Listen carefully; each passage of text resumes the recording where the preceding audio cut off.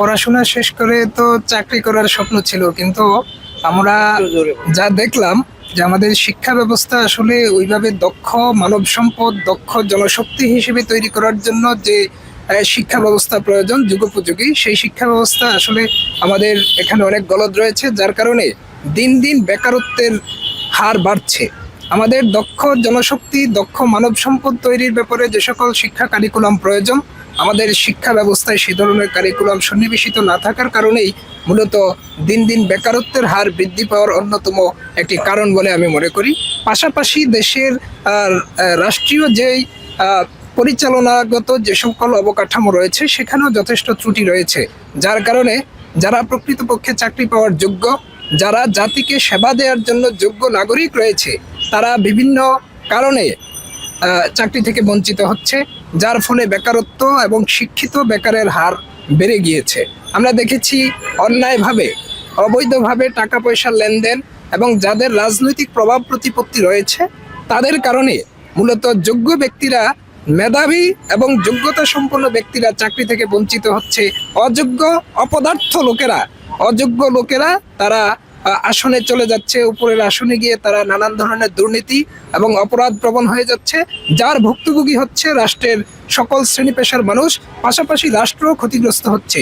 একটি সুন্দর সুশৃঙ্খল রাষ্ট্র পরিচালনা করার ক্ষেত্রে অবশ্যই দক্ষ এবং যোগ্য নাগরিকদেরকেই সঠিক জায়গায় মূল্যায়ন করা দরকার, সঠিক জায়গায় তাদেরকে পদায়ন করা দরকার। কিন্তু সেক্ষেত্রে নানান অনিয়ম এবং এই ধরনের স্বজনপ্রীতি এবং দলীয় চিন্তা, দলীয় বিবেচনায় যখন নিয়োগপ্রাপ্ত হয় তখনই তারা বিভিন্ন ধরনের দুর্নীতি এবং নানান ধরনের অবৈধ অপরাধপ্রবণ কাজে জড়িয়ে যায়। আমি মনে করব যে বেকারত্ব দূর করার জন্য অবশ্যই এই বিষয়ে সংশ্লিষ্ট কর্তৃপক্ষ যারা আছেন তারা এই বিষয়ে কার্যকর পদক্ষেপ গ্রহণ করবেন।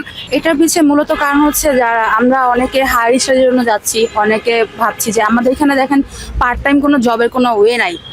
দেখা যাচ্ছে শুধু পড়াশোনা করলে পড়াশোনাই করতে হচ্ছে, পার্ট টাইম এরকমই নাই। যদি আমরা বাইরে যাচ্ছি, বাইরে স্টাডিও করতে পারছি, প্লাস হচ্ছে পার্ট টাইম জব, আমার লাইফটা ওটা হচ্ছে। এই জন্য বেশিরভাগ মানুষ, মানে আমরা যে স্টুডেন্ট আছি তারা বেশিরভাগ হচ্ছে বাইরে চলে যাচ্ছে। আর এখানে মেধার অত মূল্যায়ন হচ্ছে না, কারণ আগের মতো পড়াশোনার ওরকম নাই দেখছি। এই জন্য সবাই স্টাডির জন্য বাইরে প্রিফার করছে বেশি। মেধার মূল্যায়ন করতে হবে, মেধার মূল্যায়ন করতে হবে, স্টুডেন্টদের স্কোপ করে দিতে হবে যেন আমরা পড়াশোনার পাশাপাশি এখানে মানে নিজের কেরিয়ারটা গড়তে পারি, আমাদের স্কোপ করে দিতে হবে। এখন দেখা যাচ্ছে যে বেকারত্ব অনেক বেশি, কারণ হচ্ছে আমাদের মতো এরকম অনেক এডুকেটেড আছে যারা করে আছে কিন্তু কোনো জব ওয়ে খুঁজে পাচ্ছে না। তো গভর্নমেন্টের মানে স্কোপ করে দিতে হবে আমাদের, যেন আমরা সবাই বেকারত্বকে ওভারকাম করে সবাই জব করতে পারি। এতদিন তো স্বজনপ্রীতি ছিল, এখন সামনে কি হবে জানি না। গত 3-4 মাস ধরে তো কোনো পরীক্ষাও হচ্ছে না, মানে কোনো প্রিলি রিটেন কোনো কিছুই হচ্ছে না। ইভেন অনেক পরীক্ষার রেজাল্টও অনেক ঝুলে আছে আর কি। অনেক কিছু রিটেন দেওয়া আছে, আমার ওই রিটেনেরও রেজাল্ট নাই। একদম 3-4 বছর ধরে একদম জবলেস বসে আছি। খুবই একটা হতাশার টাইম চলতেছে আর কি, জানি না সামনে কি হবে। বয়স তো শেষ হয়ে যাচ্ছে আমার অলরেডি, আমার এখন মনে হয় 32 করছে বলতেছে। তো এটা যদি না হয়তো আমার টাইম ছিল আর 3 বছর মতো আমার টাইম ছিল। তো এই 3 বছরে আমি 3 বছরে করতে পারি না, এখন সামনে 3 বছরে করতে পারবো কিনা এটারও তো কোনো মানে নিশ্চয়তা নেই। কারণ এতদিন তো যেটা ছিল পড়াশোনা, আমার কাছে মনে হয় এর চেয়ে ভালো আর করা আমার পক্ষে সম্ভব না, কিন্তু সেটা করেও আমি পাইনি।